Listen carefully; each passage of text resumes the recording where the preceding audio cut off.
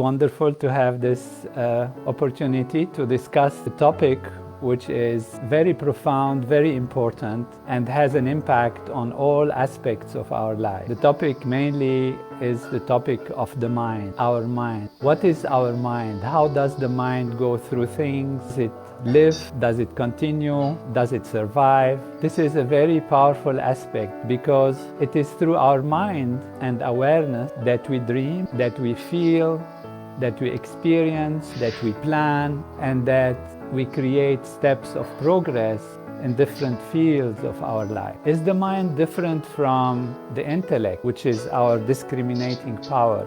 Is the mind and consciousness, are they the same? Is the mind different from the body? Since we have had a Cartesian approach through the times of Descartes that defined that our reality has two values. One is the mind or consciousness, they were all mixed up. And another is the physical body, and that these values, these two values, are separate and independent from each other, but that somehow they talk to you. But in modern science, we know the importance of the relation between mind and body. That relationship is very, very intimate. So intimate indeed that they seem to be an expression of one and the same thing, but in different ways.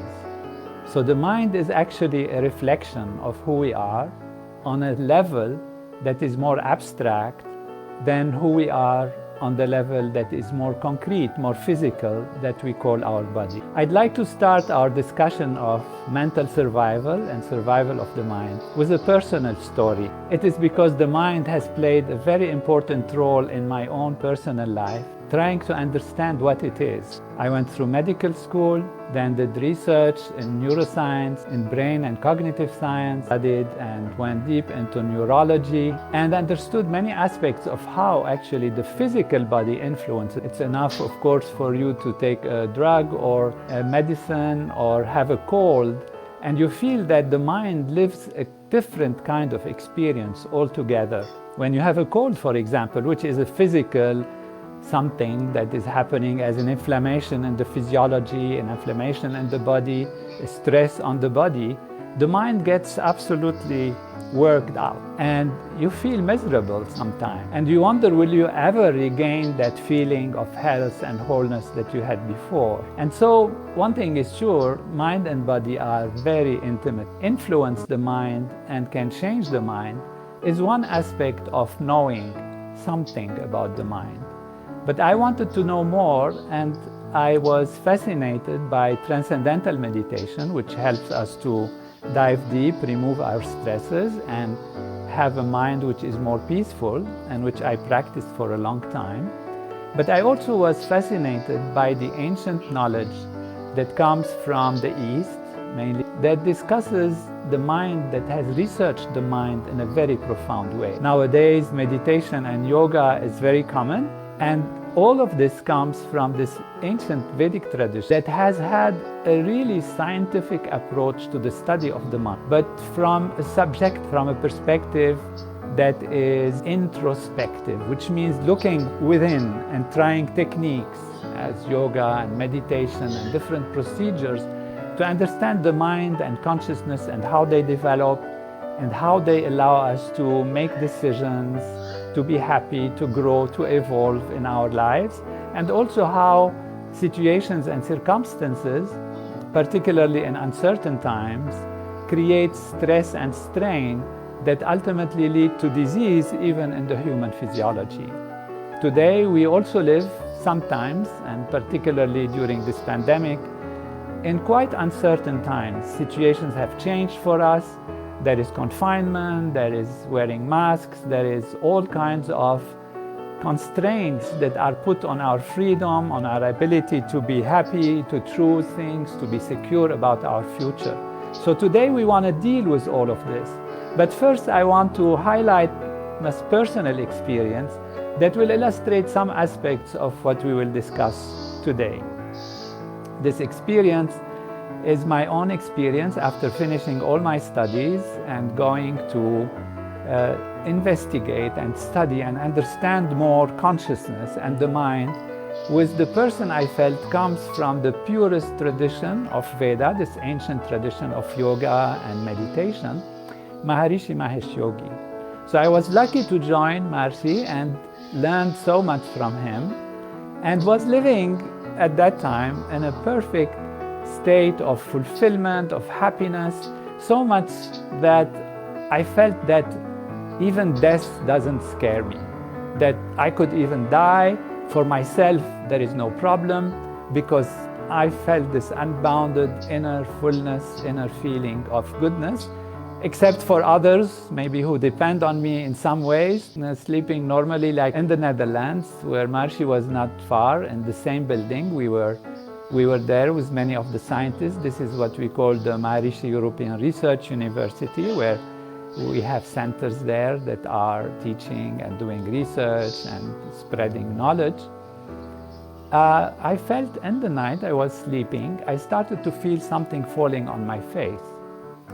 I felt at the beginning as if I was dreaming, but then some big chunk of something fell on my face, and it turned out to be a piece of paint and then a big stone that fell on the side, and the whole room was rumbling and moving. So obviously I understood it was an earthquake. We had that earthquake and we all ran out, and I had that same equanimity of feeling of being invincible and that we did the right thing and that is over. We waited a little bit outside and we're sitting somewhere on the outer value, and then suddenly came the aftershock tremors. And there were these tremors that happened, and my mind was very quiet. My consciousness was serene in some way, but I felt something in my body that was not happy.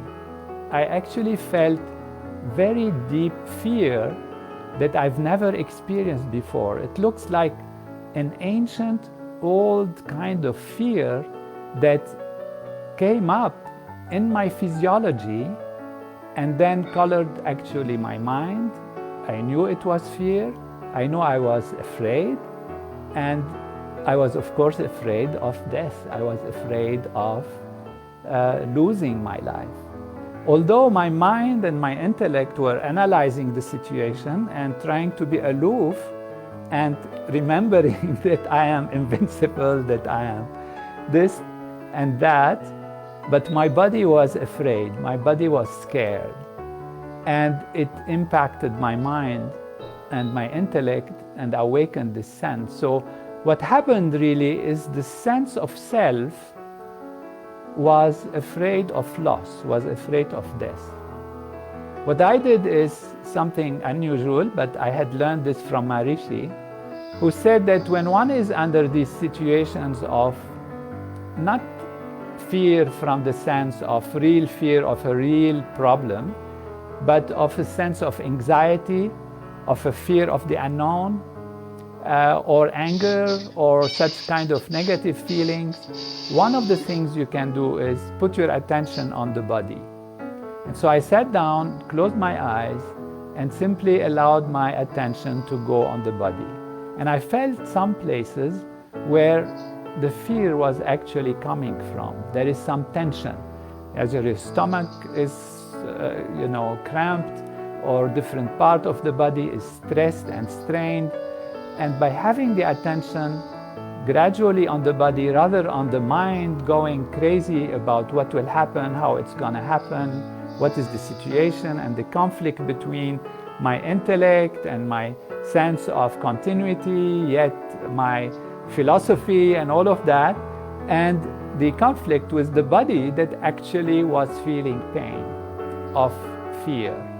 And having this attention on the body rather than on the mind, on the content of the mind, released the tension, and gradually I came back to my senses and everything went well.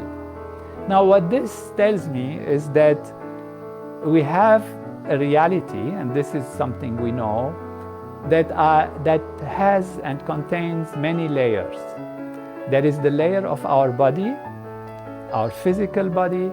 There is the layer of our energy, our what maintains us, our breathing, our activities that actually help to maintain the body and the mind.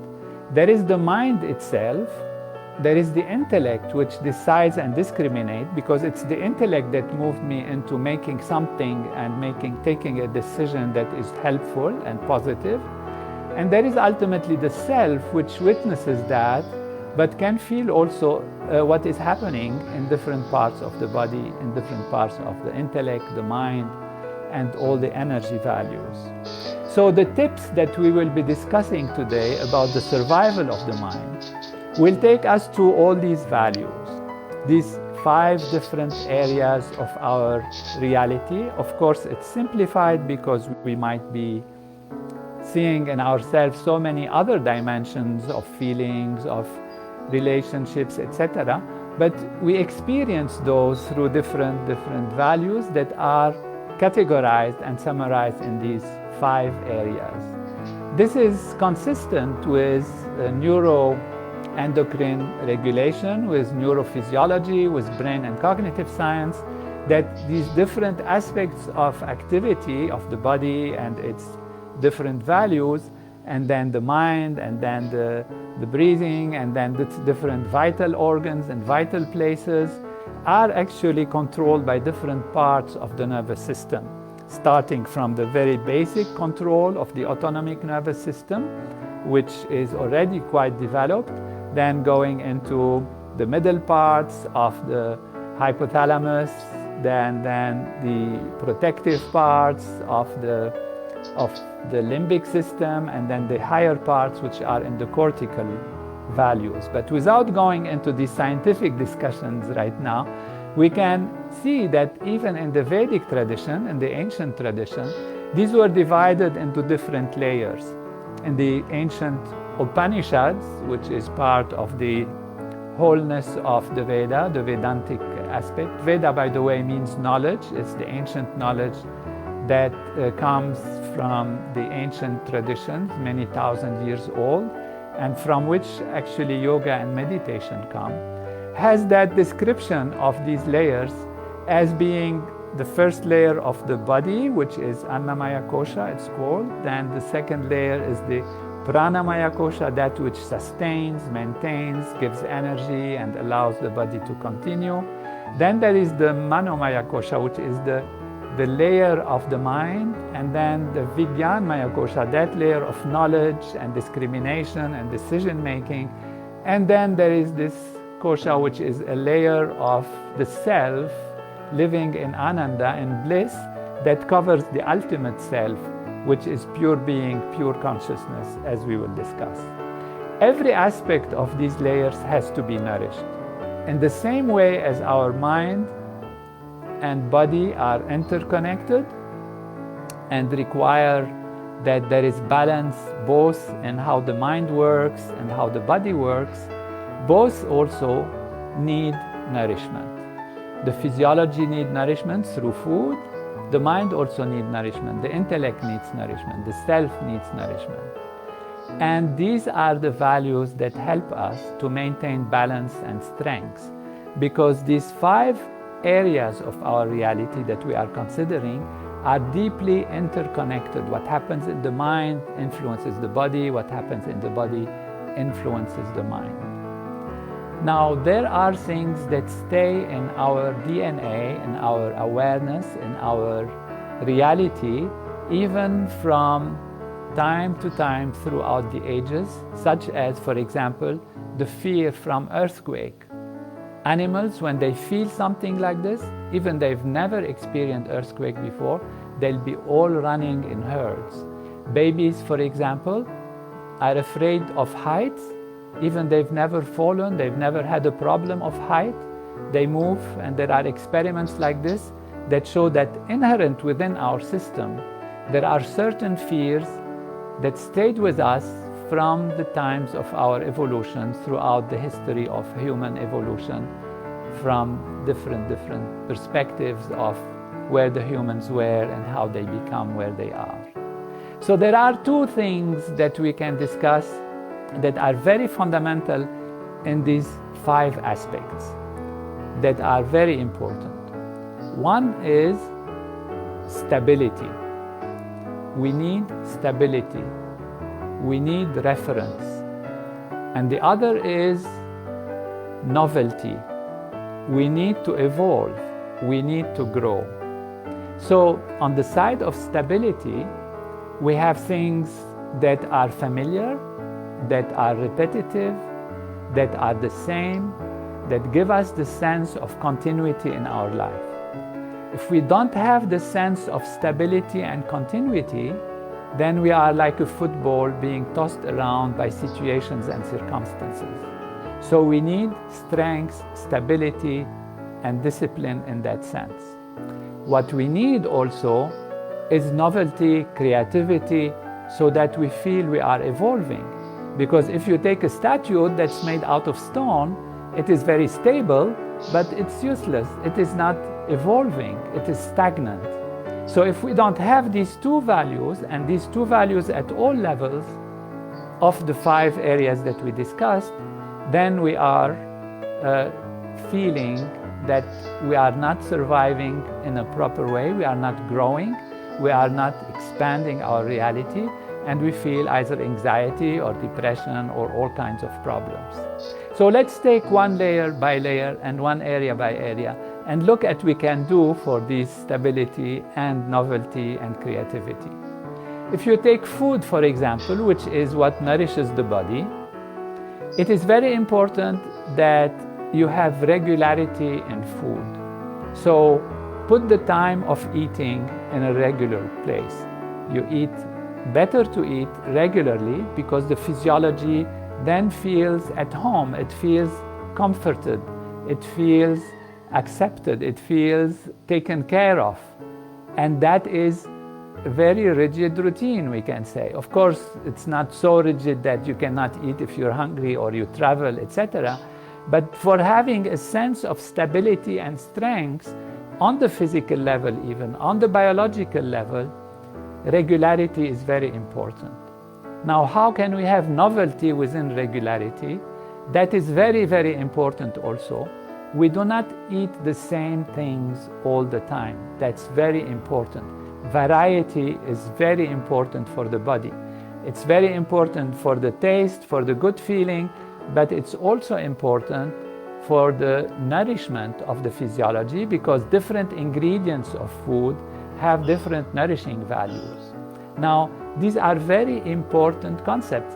If you say, what do I eat, what should I eat? Of course, depends on your likings, depends on your feelings. You want to be vegetarian, you want to be vegan, you want to eat other things, you want to be on the ketogenic diet or this or that. This is your choice that you decide with your doctor, with your coaches. But the main thing in this that we suggest is also to follow a routine that is in tune with natural law, in tune with the changes of seasons. Although you will eat same time at the middle of the day is usually the best time for lunch, for example, and like that, not to eat too late in the evening. These things we can find in what we discussed already in Ayurveda. We had a seminar like this, a webinar, where we discussed the preferences of food and how you can choose them. Now, in general, we can say try to avoid inflammatory foods. There are studies that show that purified sugar and highly processed food are inflammatory to the system, and they don't help. They can create changes in mood. So we know that the food itself already has a great effect on our mood, on our mind, and how it behaves, and how it recognizes things. You know that if you've not eaten a right thing or eaten something bad, you might feel bad. And sometimes the mind is, why am I not feeling so good today? I'm depressed. You try to find something mental, as if something has happened with somebody and it made you feel, what is the reason I'm not feeling good? And oftentimes you will feel that you have not been good in your diet, you've eaten the wrong things, your digestion is not working well. So that is the area of the superficial, most gross value of our reality, which is our body. On the other side, we have this value, which is the energy value, that gives us sustenance and supports us. And in the Vedic tradition, the ancient yogic tradition, and the tradition of meditation and yoga, there is something important which is called pranayama. Pranayama is a technique. I also have done a series on pranayama that you can see on Facebook and Instagram. But to give you a simple, direct experience of that is very simple. You sit comfortably, straight. You close the eyes and you take your thumb, put it on your nostril on one side, and you breathe out with the other nostril. Then you breathe in with the same nostril and you close that second nostril with these two fingers, the two middle fingers. You close that and now you breathe out from the first one and then in again. And you do this comfortably, easily, with having your attention on the breath. So you're mindful of the breathing and you can feel when the energy is coming. After all, this is the prana, which means the energy of life, and it brings support and oxygen to the physiology. And then when you're breathing out, you're breathing away all stresses and strains. You can think about that if you like, but best is to follow that sequence that we have had in the pranayama and different styles of breathing. So you can do this few minutes a day.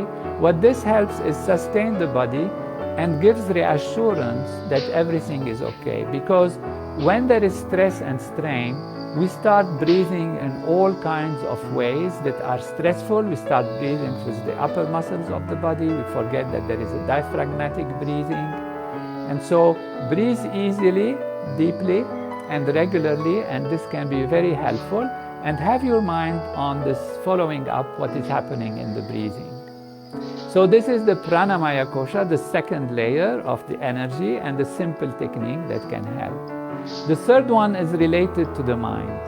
The mind itself also needs nourishment, and that it will need with different activities that you can do that are enjoyable. You can have fun with movies, with seeing beautiful things, with hearing beautiful things. And a simple thing to do is to try every day to see something beautiful. As much as you are living and rushing through life, we usually are not used to being held back at home, and now many aspects are confined and restricted, and we feel angry because there is no novelty, there is no creativity. And so what you want to do is see things that are beautiful, hear things that are beautiful, and different kinds of things that are inspiring, that are life-supporting, that are uplifting. And these things can be as simple as a beautiful flower, a beautiful experience of the sunrise, and like that, take time to do things and experience things and remember things that have happened to you in the past that are fulfilling, and also think of others, not just of your one self, but also what can you do to others that can bring happiness, because that will expand the mind and make it feel more secure. And don't be afraid to do things and to plan things that are positive, that are strong, that are great, that are big. And even if you fail, don't feel harsh about yourself. One has to learn to accept the failure. It is better to act, to do things, to plan things, think of your life, think of what you want to do, make a decision of being big as possible, and see how you can work it out and make it happen. And the mind will enjoy these values from the level of creativity, of continuity, of connectedness that gives stability, because when you help others, you are feeling connected to others, you're feeling one with others. On the level of the intellect, be creative, write a book, write your memoirs, plan your life again, think of things in a positive way, learn something new. You can learn a game, you can learn chess, you can learn something that is interesting, that makes you think, and think in a way that is requiring analysis and deduction, and that will help also the intellect to be holy and full. On the level of the self, what is most important is to go back to the self, is to come back to oneself. We usually run around and are constantly having our attention on things that are outside ourselves. And when they are outside of ourselves, we feel like we're busy, we're taken by friends, what they think, what they do, what they see us, how we want to, to be with them. And then whenever we have a minute or something, when we are alone, we tend to turn the TV on, we turn to drink, we went to alcohol. We are kind of escaping from things. We don't want to escape from anything. What we want is, if we want to go out for something intellectual, something of the mind, we want to seek things. So seek, but do not escape, because the difference is that it is you who are doing the action, rather you being drawn around by different situations and circumstances. So it's very important to go back to the self. And the most important way to go back to the self and actually help all of the other aspects that can be said to be on certain ways more superficial, because they hide the true essence of life, is to experience the self. Experience the self directly, and that is the beauty of Transcendental Meditation. Transcendental Meditation also has these aspects. It is very regular. It gives us the assurance of regularity. So when we meditate morning and evening, so there is that reference back to regularity where we feel at home. We go back to a stable aspect, which is ourself, and we do it regularly. We experience that. And it also has novelty, because no two experiences of meditation are the same, of Transcendental Meditation.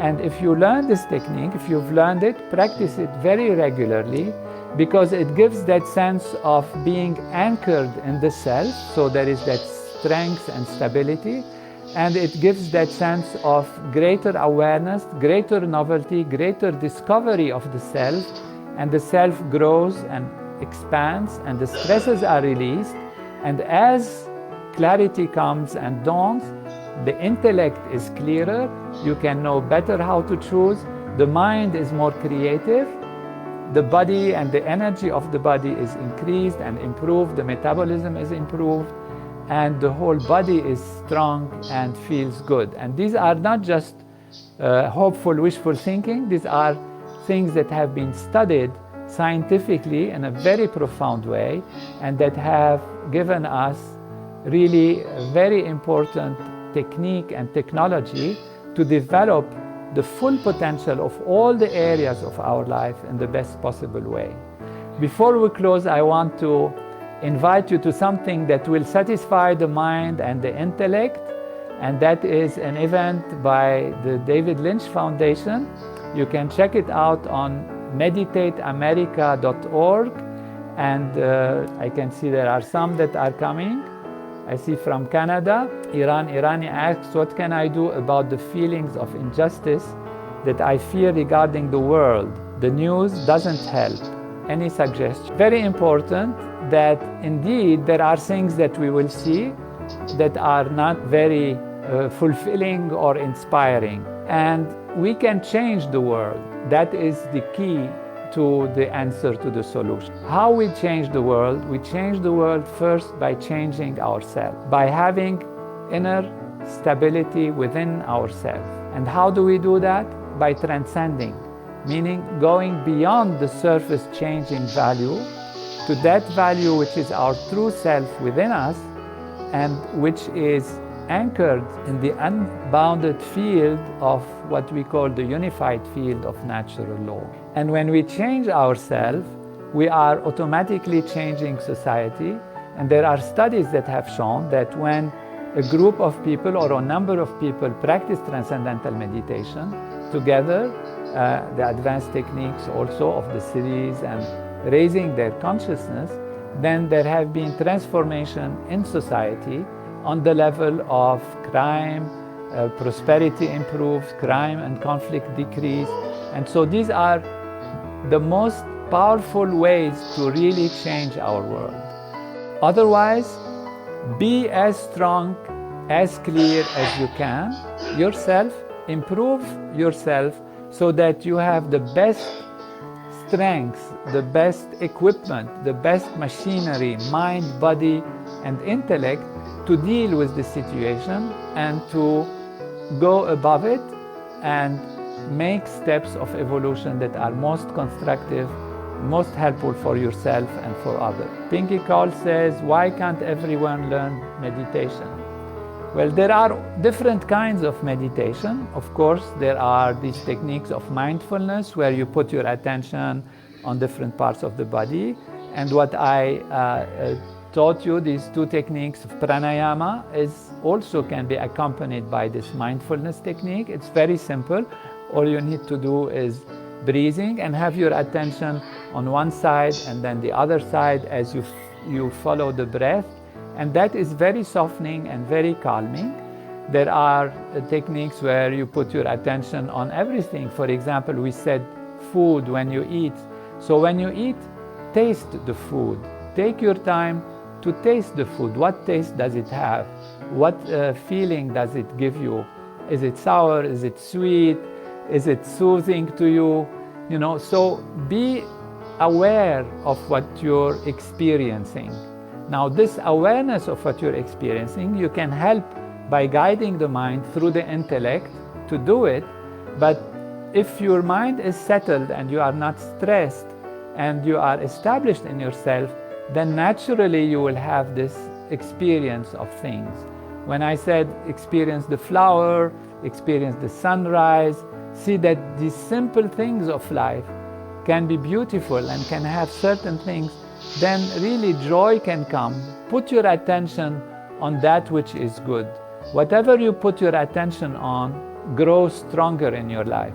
If you put your attention too much on negativity and on stress and the way people are showing things, maybe they are showing things in a certain way because they are wearing yellow glasses and then they see everything yellow. Maybe another wears red glasses and they see everything red. What you want is to have clear glasses so that you see things as they are. And life is marvelous and beautiful, and we can make it better. Of course, it needs to be improved by gaining that clarity of vision, that clarity of thinking, which comes from removal of stress. And that happens with transcendental meditation, which is the most advanced technique of meditation that actually allows us to transcend. And this technique is extremely simple. Even children from the age of 5, they can do it. Adults, people of all walks of life, and everybody is able to do it. So there are techniques of concentration, of contemplation, and mindfulness in a way that is manipulating and guiding the mind. These can feel or sound difficult for some people, but transcendental meditation, in my experience and the experience of millions of people, is extremely simple and easy to practice. So try that and you will not say anymore that meditation is difficult. I have Leila wants to know, what should our daily priorities be at this time? I think we have to have these two values, rest and activity, stability and novelty, and have the priorities in all these values. When you are thinking of a routine for food, make it a good routine. Routine for sleep, sleep on time. Very important to sleep before a certain hour because the body gains maximum strength in that. So these are simple things. Of course, there are big priorities in terms of changing the world and doing something very profound to ourselves and society. And that I would again say it is first starts with the self, which means transcend, get away from the hustle and bustle. If you are not part of it, if it's not your business, then don't feel drawn by it. Go back to the self. People say, but is that not selfish? It's not selfish because we can only give what we have. If you have happiness, if you have strength, then you can give strength and happiness. So our first responsibility is towards ourselves, and then when we have that self developed, that strength developed, then we can help others. So if we want to give maximum to others, we have to be maximum. If we are tired, if we are stressed, if we are sad, then when somebody comes, we will just emanate and give this sadness and this tiredness. So this doesn't help others. Therefore, the priority is gain strength, gain clarity, and then you will see what is best to do for yourself based on your own vocation in life, based on your own talents that you will develop to the maximum, based on your own desires. So what we need is clear vision, clear thinking, stable interior, and use that equipment that we have, which is our physiology, our brain, our mind, our intellect, in the best possible way to help everyone and help ourselves in the best possible ways we can. So Michelle is asking about the cycle of depression and anxiety and what can help. It depends on the situation and how strong it is. It is natural. This is one thing we have to know. Everybody goes through these cycles. So if you go sometimes through cycles where you are very strong and happy and up and all of that, and then there are periods where we are down, or there are periods where we are anxious in a regular way, but then we come up from it and then we feel depressed, then this is part of the natural cycles that can happen if we are not truly clearing up our system from its stresses and strains. So people who practice Transcendental Meditation, they experience much less anxiety, much less depression, and this has been studied scientifically. So I urge you to learn this technique and then be able to enjoy more stability. So you can have these waves and then they plateau and then you go up and then they plateau. Now, in terms of practical things, again, what you need is stability, reference. It's like going home, going back home. When one is anxious, it's usually somebody who feels they are lost. They are afraid of something and they don't know what it is. They have bad expectations of things. And that happens when we are not feeling at home with ourselves. Now, home, of course, is a place where we say home, sweet home, because it's the place that is familiar. So there is familiarity. And if we've had good experiences in our home and have been familiar with it, we feel that sense of stability and strength. Not all of us have good experiences at home. Some people have to go through difficult conditions at home, but they can find the home within. They can find the home that is stability, that is unbounded, that is within ourselves. And that is the beauty of going back to the self, of transcending. This is the reality of life, that everything on the surface comes from one unified field that then manifests as energy fields and then particles, atoms, molecules, organs, organ systems, human beings, and society. But ultimately, everything comes from that field. That field is a field of consciousness according to the ancient Vedic tradition and yogic tradition, Vedantic tradition, and that is who we truly are. So ultimately, knowing what we are in a true way, know thyself, gives us that strength and energy and clarity and confidence to face adversity, but able to handle it and get above it. If you have anxiety issues that are more serious, then there are different ways to deal with it. Some important ways are not to be afraid to act. This is very important. You're going to have a lecture, for example, and you're feeling anxious in the lecture. Don't be afraid to fail. Say, I'm gonna do it. The main thing is to go and do it. It doesn't matter. That sense of actually doing it is very important, and it will show you that actually often you can do it without a problem.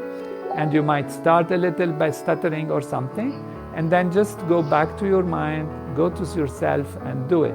If you want to write a book and you're anxious, you don't feel you're writing the book, you're able to do it. Don't try to write a perfect book. Just start writing. Just start. That is very important, to start things. Otherwise, we are sitting there and afraid and not feeling good about starting and all of that. Oftentimes, you have something to take care of, and when you start it, it starts and it rolls and you enjoy it and it continues. But the start can be difficult. So learn how to start things. Learn how to get yourself into starting and not listening to, the thoughts that are delaying you, that are scaring you. And like this, by accomplishing things and doing things and thinking of others also and helping others also, you feel you're growing, you feel your sense of self grows, because now others are kind of part of yourself, and that will help you in all these areas. But ultimately, the technique that is most effective is Transcendental Meditation. And of course, if one has advanced issues, one should consult with one's doctor or see if there is a need for more. Laura Wiarda's question is, you talk about fear of earthquakes embedded in the physiology. How does this same fear of speaking in groups relate? This is a very important point, and I wanted to also deal with it and give a comparison. Sometimes these fears, they are already embedded in us, and we transpose the ancient memory of the fear to different situations. For example, people can be annoyed and become anxious and fearful from noise or cars driving or heights or different situations and circumstances. And what this is, in a way, if we want to compare to earthquake is fearful because it's a threat to your life, and you feel like you can't do anything about it, and it's the whole earth is shaking. It's a huge thing, and somewhat it was imprinted in our memory, and we transmitted these memories from generation to generation. Like we said, the animals that are scared, the babies that are scared of heights, etc. And what happens is sometimes lack of stability, lack of familiarity becomes equivalent in our mind with insecurity and fear. So we transpose this unknown, the factor of unknown, to other things that have been imprinted in our memory. So maybe the original fear was from earthquake, but the earthquake is because of insecurity, unknown of what is going to happen next.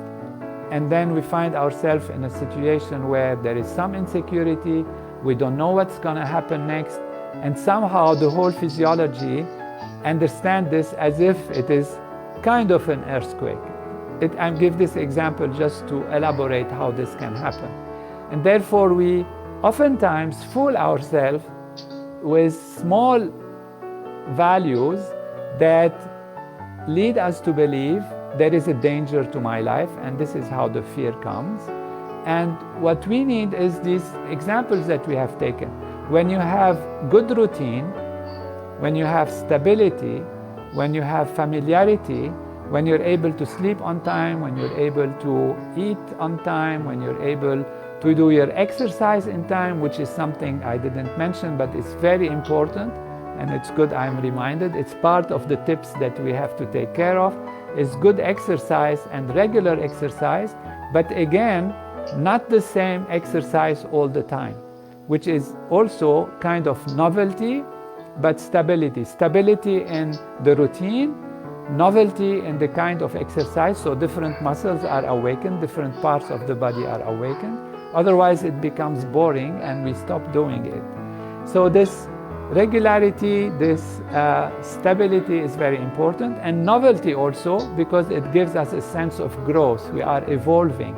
Life is giving us something new, and we are learning something new, which is part of the nature of life, and that is to grow and evolve. So thank you all for joining us, and for all our friends who are having a Thanksgiving, have a great Thanksgiving, no matter what the circumstances. Stay safe, but enjoy. There are ways to enjoy now. That is another aspect of our stability and strength, and that is to have our friends be with us, to have our familiar people, family and friends be able to gather. So if you're not able to come together in a safe way, then come together through the digital means, through conferencing, and enjoy these different values of life.